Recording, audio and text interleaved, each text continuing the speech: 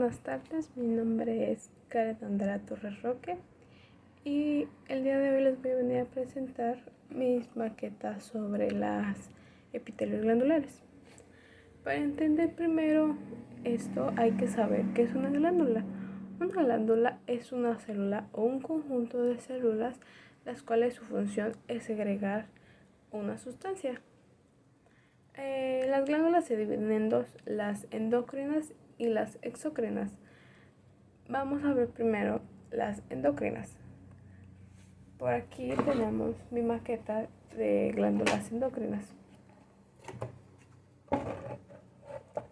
Las glándulas endocrinas son aquellas que liberan su producto o su sustancia al torrente sanguíneo.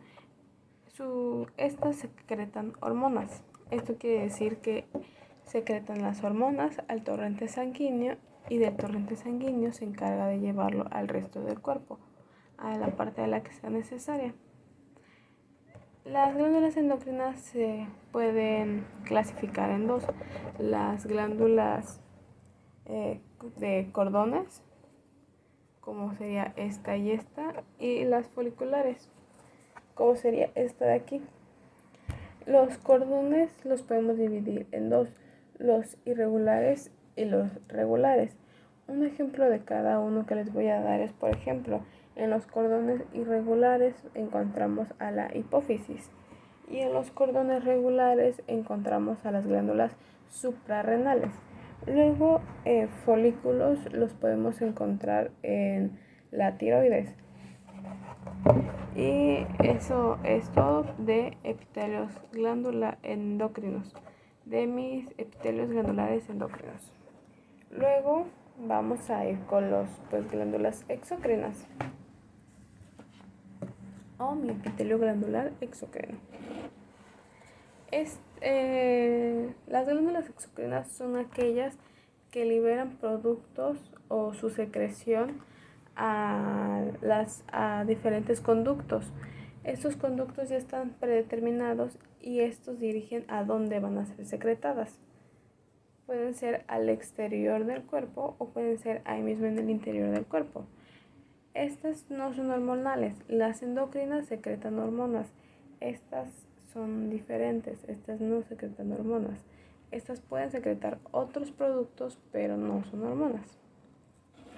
En su clasificación las tenemos que hay unicelulares y multicelulares. Las unicelulares son las que constan solamente de una célula, como podría ser un ejemplo las células caliciformes. Estas son una sola célula y se encuentran en el tejido epitelial de el tubo digestivo o de las vías respiratorias. Después tenemos a las multicelulares, las cuales son más de dos células y estas ya dependerán de dónde se encuentren lo que hagan.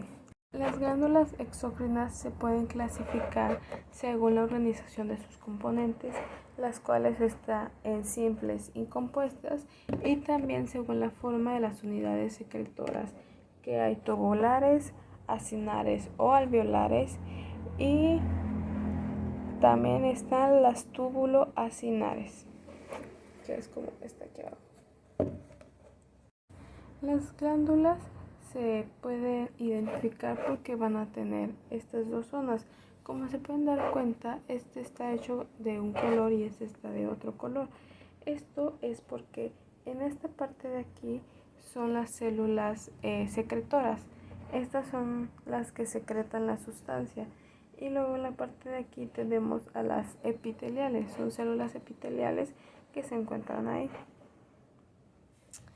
Dependiendo de lo que secrete o cómo lo secrete, la célula va a tener ciertas tres divisiones, las cuales les son: si es holocrina, esto quiere decir que cada que segrega una sustancia la célula muere. Luego tenemos a las células merocrina. Esto quiere decir que solamente se agregan pequeñas vesículas donde ahí tienen la sustancia que se va a segregar. O sea, aquí tenemos una célula y la célula segrega pequeñas vesículas que, como ya sabemos, estas vienen del aparato de Golgi, y en esas vesículas es donde van a estar la sustancia. Luego están las células apócrinas. Estas se refiere a que pequeños pedazos de la célula son los que se van perdiendo, y así es como se va transportando la sustancia. Quiere decir que la célula se va regenerando constantemente porque va perdiendo pequeños pedazos de esta, pero esta no muere, esta sigue viva, pero se va regenerando. Ya que conocemos esto, podemos clasificar a las células, darles un nombre y un apellido. Por ejemplo, ya sabemos cómo se clasifica cuando son simples, tubulares, acinares o compuestas y demás. Este de aquí es un ejemplo de una glándula simple tubular. Un ejemplo de una glándula simple tubular serían las glándulas intestinales. Luego aquí tenemos a esta es la tubular simple ramificada. Sigue siendo en forma tubular, es simple, pero como tiene aquí sus pequeñas ramitas, por eso se dice ramificada. Un ejemplo de esta serían las glándulas del píloro. Luego tenemos a las tubulares simples enrolladas. Esta es como si fuera esta glándula de aquí, pero está enrollada. Un ejemplo de esta glándula serían las glándulas sudoríparas. Después tenemos las glándulas acinar simple. Se denominan así, también son conocidas como alveolares, y se denominan así porque tienen forma de saquito.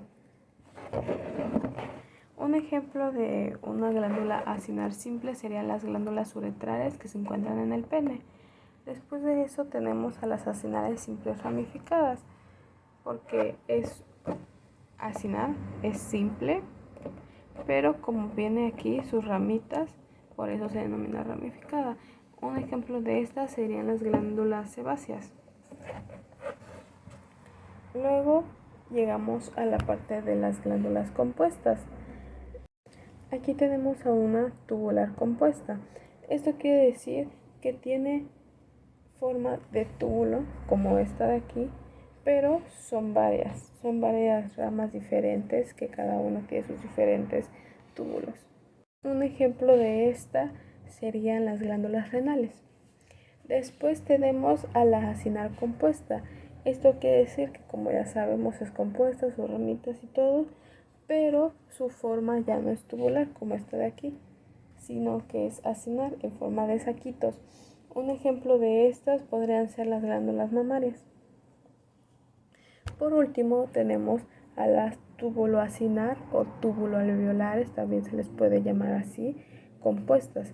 ¿Por qué? Porque están compuestas, son compuestas con sus ramas, todo, pero hay tubulares y también hay acinares.